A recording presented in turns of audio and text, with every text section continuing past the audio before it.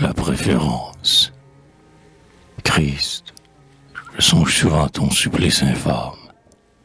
Christ, j'écoute souvent s'élargir dans mon âme la blessure que fit le glaive dans ton flanc.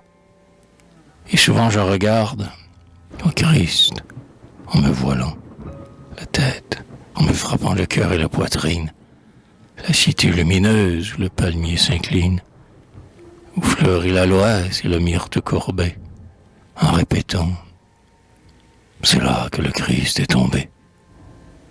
Et sur la croix où te clouait la foule impure, je regarde flotter ta longue chevelure, tes yeux graves et doux, s'entr'ouvrir sans clarté, et ta poitrine battre, coup précipité, comme si ta croix sombre était dressée encore, comme si j'entendais monter dans l'air sonore, à travers la distance et le temps moindri, ta dernière prière avec ton dernier cri. Puis je te revois en ta splendeur première, éclatant, entouré d'un cercle de lumière, comme ici quand on est martyr et qu'on est Dieu. Maintenant, Christ, du haut de ton trône de feu, du haut des sphères d'or et d'azur où tu brilles, dans l'adoration chaste des jeunes filles, du haut des régions éternelles où tu rayonnes de splendeur et de force vêtue.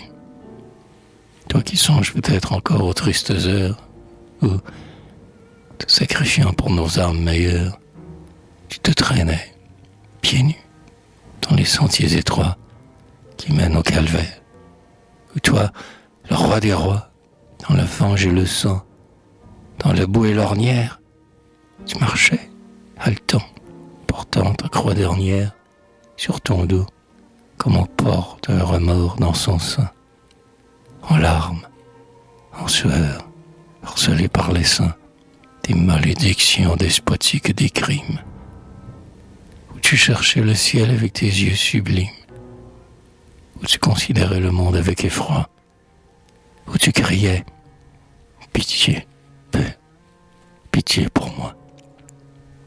Du haut de tes splendeurs dans l'ombre étincelante, Christ, regarde, à travers tes paupières sanglantes, le monde, parlant éternel courbé, à genoux sur la place où ton front est tombé.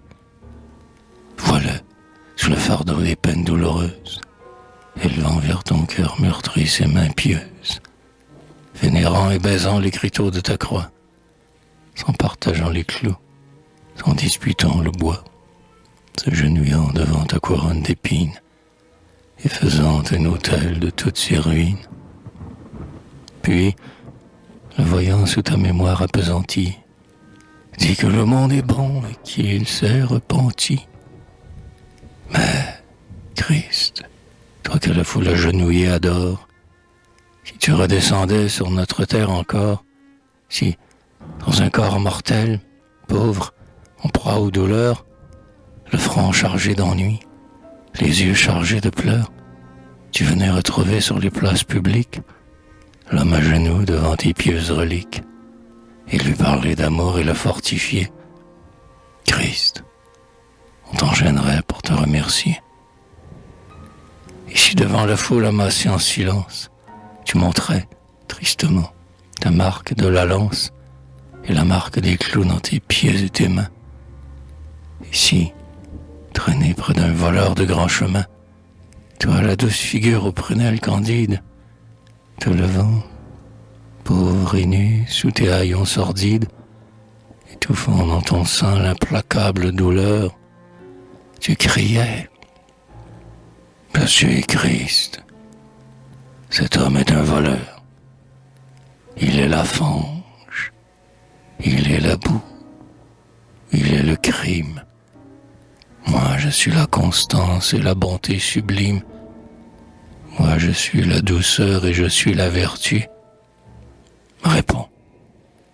Lequel des deux, peuple, préfères-tu? Alors chacun, dans un rugissement immense, ardent, ivre de joie et les yeux en démence, fatigué d'avoir eu si longtemps le front bas, se lèverait encore en hurlant Barabbas.